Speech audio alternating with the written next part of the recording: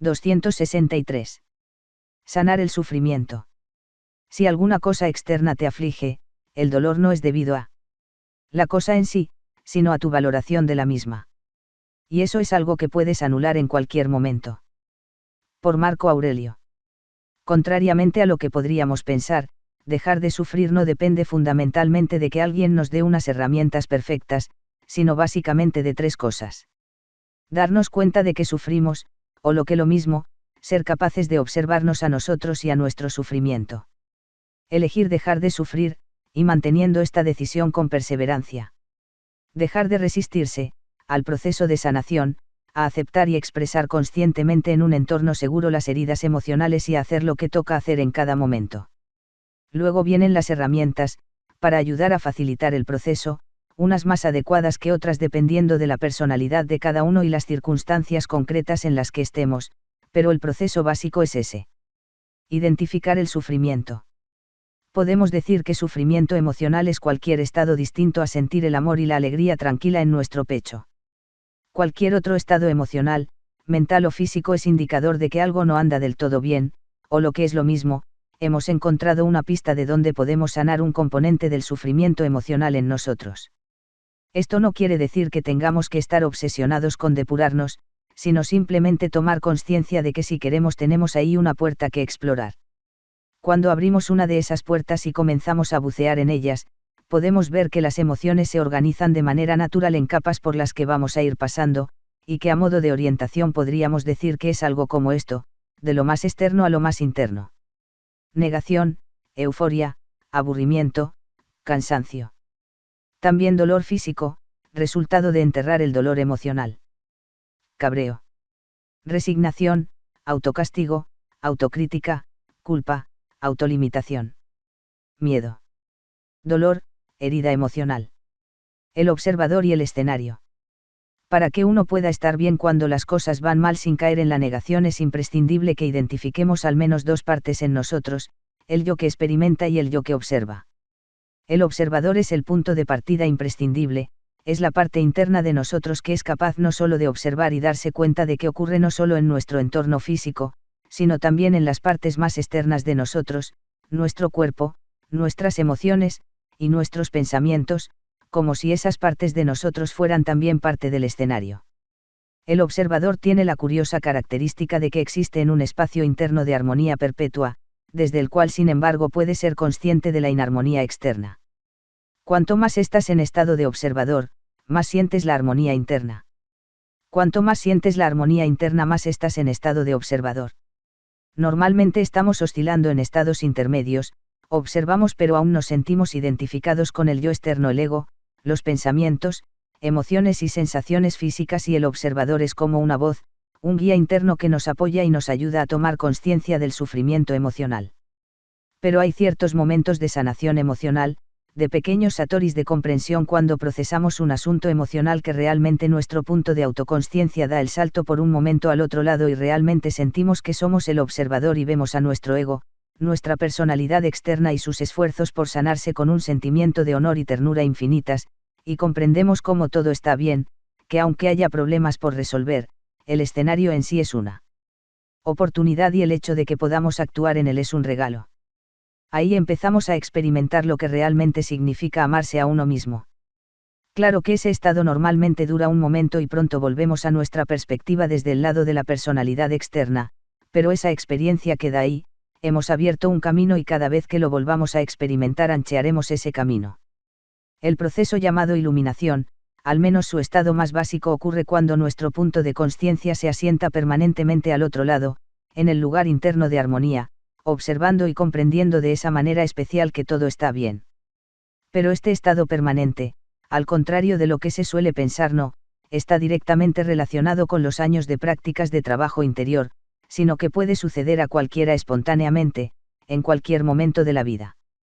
La práctica son una ayuda para acercarnos a ese estado mientras no sucede naturalmente, porque tomamos conciencia de que es más beneficioso para nosotros, y para acostumbrarnos a vivir la vida cotidiana desde esa perspectiva iluminada con normalidad, pero el salto puede ocurrir en cualquier momento y el único factor que parece ser realmente importante es la no resistencia al proceso. Elegir dejar de sufrir. Obstáculos para elegir dejar de sufrir.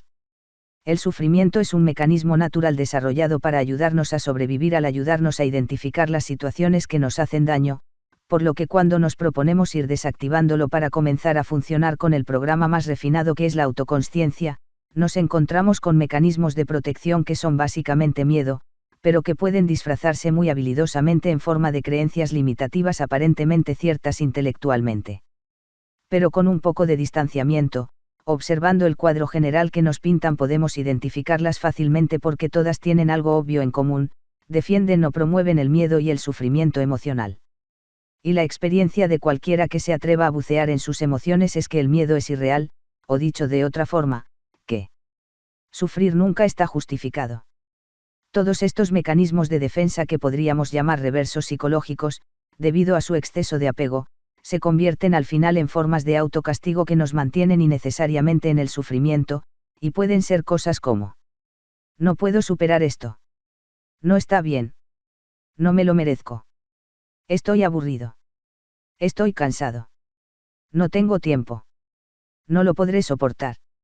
No quiero dejar esta emoción. No vale la pena. ¿Para qué? Etc. Por otro lado, hay mitos sociales que contribuyen a justificar nuestros reversos personales, como los prejuicios contra ciertos grupos sociales, sobre los presuntos peligros de leer ciertos libros, o ver ciertas películas, como existía hasta no hace mucho y existe aún en muchos puntos del planeta, que afortunadamente poco a poco vamos superando, aunque todavía perviven otros, tanto o más peligrosos que todavía pasan demasiado desapercibidos para mucha gente. Quizá dos de los más importantes son: dejar de ser agresivo equivale a ser débil.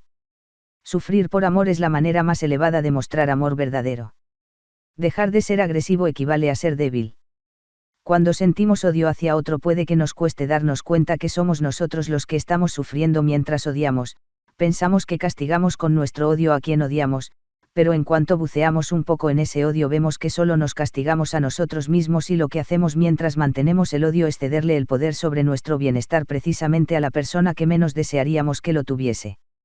Sin embargo, el odio y la agresividad juegan como animales que somos un papel fundamental en nuestra supervivencia, y cuando elegimos conscientemente dejar de odiar, porque comprendemos que es un mecanismo muy limitado y que a la larga nos causa daño a nosotros, puede que surge el miedo a quedar indefensos, pero una vez que nos acostumbramos a funcionar de otra manera vemos que es justo lo contrario, cuando dejamos de odiar, sufrir, no porque nos lo impongamos, sino porque liberamos nuestro dolor. Como hemos dicho, nuestras emociones se aclaran, comprendemos lo infantil y ridículo que es ver a un adulto cabreado como un niño pequeño, y lo más importante, podemos ser más conscientes de los peligros reales y de las medidas objetivamente más eficientes a tomar para evitarlos o mitigarlos. Tememos que al perder nuestra agresividad perdemos nuestra conciencia del peligro, pero en realidad es justamente lo contrario. La conocida frase cristiana de poner la otra mejilla ha provocado mucha confusión al respecto al interpretarla en el sentido físico cuando su verdadero sentido es aplicada al plano emocional: por mucho que me provoques yo elijo mantener mi bienestar interior, lo que no tiene nada que ver con que si tú me atacas físicamente yo me puedo defender porque tengo el mismo derecho que tú a vivir y a mantener mi integridad y mi bienestar físico. Para quienes teman caer en un exceso de bondad, la imagen más clara de esto es la actitud del maestro de artes marciales, que cuanto más serenidad interior tiene, más paz interior, amor hacia sí mismo y hacia su contrincante, más eficiente es en el combate exterior, en la mayoría de las ocasiones porque consigue que ni siquiera se inicie al sanar el dolor emocional del potencial agresor que causaba su necesidad de violencia. El honor de sufrir por amor. Cuando sufrimos porque alguien cercano está enfermo o en peligro, por ejemplo, puede que nos surja la culpa de ser egoístas y preocuparnos más por nosotros que por los demás. Pero la pregunta clave en estas situaciones: ¿en qué ayuda tu sufrimiento a la persona a la que quieres? En la sociedad en la que vivimos tradicionalmente se ha asociado el sufrimiento con el supuesto amor, elogiando el sufrir por amor como la forma más elevada de demostrar amor verdadero, pero si buceamos en el origen de ese sufrimiento nunca encontramos el amor como origen del mismo, sino que encontramos culpa, sentimiento de impotencia, odio hacia quien le pueda hacer daño a la persona querida, miedo a que la persona se muera o nos abandone, etc., es decir, dolor emocional. Alabar el sufrimiento justificándolo con el amor es de las cosas más absurdas, por no decir retorcidas, que se pueda hacer, puesto que técnicamente, desde un punto de vista psicológico, El sufrimiento es ausencia de amor. Y si nosotros sentimos dolor, ¿cómo vamos a ayudar a alguien a que no lo sienta? Si tú sufres por alguien, aunque tu intención sea otra, el hecho empírico es que estás contribuyendo a que siga sintiéndose mal. La vieja supuesta norma de bondad del otro antes que yo es solo un camino al victimismo, que es la otra cara del egoísmo del yo antes que el otro. Para dar hay que abrirse a recibir, al igual que para recibir hay que abrirse a dar. Si lo piensas en global, si tú te pones mal para que otro se ponga bien, el balance global es el mismo. La humildad no consiste en ser menos que el otro, sino en valorar al otro como un igual.